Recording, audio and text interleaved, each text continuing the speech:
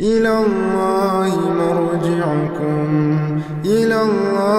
مرجعكم وهو على كل شيء قدير.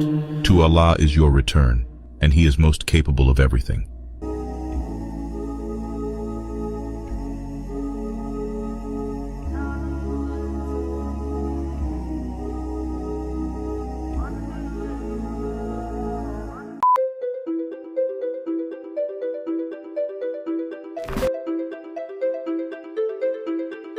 Alright guys, welcome back to the channel. If you're new, my name is Bobby. Guys, interesting video today. We're gonna check out Andrew Tate's interview on the Piers Morgan Uncensored show in Romania. Of course, we are not concerned with the whole video here. We're simply gonna watch the part where Andrew Tate speaks about Islam. Guys, before we jump into the video, as always, if you enjoy my content, leave me a thumbs up, subscribe to the channel if you haven't already, and of course, check out the links in the description box to further support Bobby's perspective. And now, with no further ado, let's have a look. Isn't even significant. I'm only asking if you think it's moral. Do I think it's moral? Because you speak in such a morally self-righteous way now. Do you think that that was moral? Well, I wasn't religious back then, but let me sit and analyze. Because you're now, you converted to Islam. Yeah, correct. You're a Muslim. Correct. They have, a code Correct. of behavior.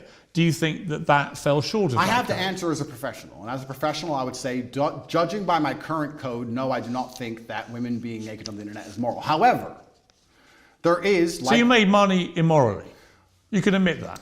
It's nuanced like all things, Piers. At the time I was atheistic. I know that some of my girls talked men away from suicide. A lot of men are ridiculously lonely. I would also say a lot of the lessons I know about men and how they think and how lonely and sad they can be and how difficult life is as a man actually came from that era, because I saw a lot of very successful men with a wife and with kids and with money pouring their heart out to some 20-year-old they never met about how sad they were. I learned a lot about the world, and I know that a lot of suicide was prevented, and I made a lot of women millionaires. But would I do it now? No. However, I'm in a very different situation now. I'm a different person. I'm religious. I'm also extremely financially successful. Please understand, Piers, I come from Marsh Farm, Luton. I came from one of the worst areas inside of the UK. I could have stabbed someone. All of my friends were breaking into cars, breaking into houses. Most of my friends are in jail. What did I do? I promoted accounts on the internet. You made money. Didn't sell crack.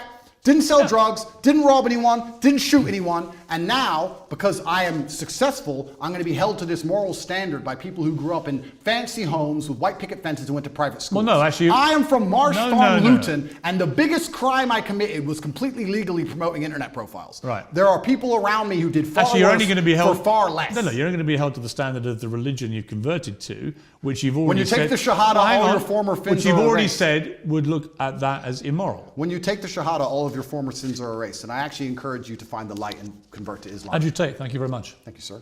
Alright guys, the clip cuts off there. I wish it would have continued. However, this is only part 1, so I'm sure tomorrow or the day after we're gonna see part 2 uploaded on the Piers Morgan channel as well. That being said, it is great to see that Andrew Tate is distancing himself from his former webcam business, and that he says that nowadays, as a Muslim, he wouldn't do it. However, when he gets pressed by Piers Morgan, and Piers Morgan essentially wants him to admit, but it is immoral what you have done, isn't it? It is of course hypocritical coming from a Piers Morgan, but you have to understand that the way Andrew Tate conducted himself was the right way to go, hands down. Because he cannot sit there and give those liberals any talking ground. He cannot give them any points, so to speak. He cannot admit defeat, if you will.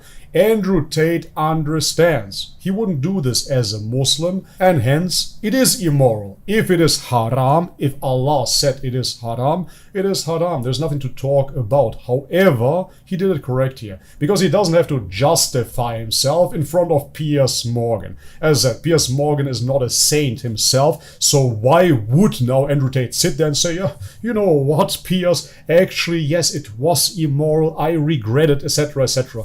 No, you don't give those liberals any talking ground whatsoever. They never come with purely genuine questions. Of course, they like to appear as objective, non-biased, but it is of course bunk. They want to expose you one way or another, and therefore you cannot show weakness. Well, I am actually genuinely concerned by the fact that I've been banned from schools when I do nothing but preach masculine strength and excellence. But then if you actually understand how the society is going and how the world works and all the insanity they're trying to push on all of us, I can understand why they banned me because I speak the truth. That is something that we have to understand here. Andrew Tate acted correctly. He doesn't have to confess his sins in front of the High Council of Piers Morgan over here. He doesn't owe anybody anything. For us as Muslims, it is beautiful to see that he admits, of course, those things are not something that you should do as a Muslim.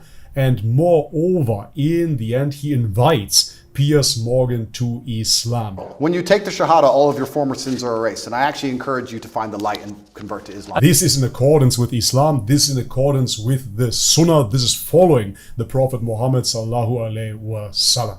Alright guys, and this is it for today's video. If you enjoyed it, leave it a thumbs up, subscribe to the channel if you haven't already, and check out the links in the description box below to further support my work.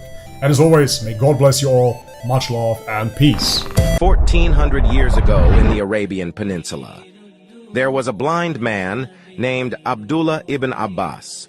One day, Abdullah ibn Abbas decided to consult the Prophet Muhammad about a particular verse of the Quran. Upon arriving at the Prophet's house, Abdullah entered and found the Prophet Muhammad in his living quarters. However, the Prophet's wife was also present in the room. Abdullah was blind, so he couldn't see the Prophet's wife. However, the Prophet still instructed his wife to leave the room, showcasing the modesty that Islam upholds. I look around the world and I see that our ummah is finding it hard to even just lower their gaze for the opposite gender, which is quite embarrassing when the Prophet Muhammad set the modesty standard for our ummah to follow. Us humans have two choices when dealing with problems. Option 1, sit around and complain about the problem. Or option 2, solve the problem with a solution.